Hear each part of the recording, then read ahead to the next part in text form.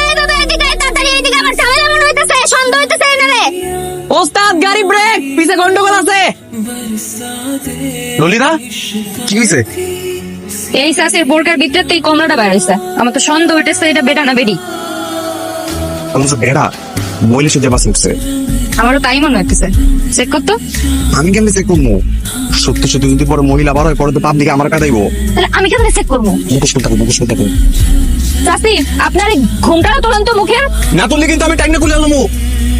চাষি আপনার সন্দেহ হইতেছে, ভালো ভালো করতেছে, আপনার ঘুমটাও তোলেন, নাহলে কিন্তু আমরা খুলতে হইলে সমস্যা আছে।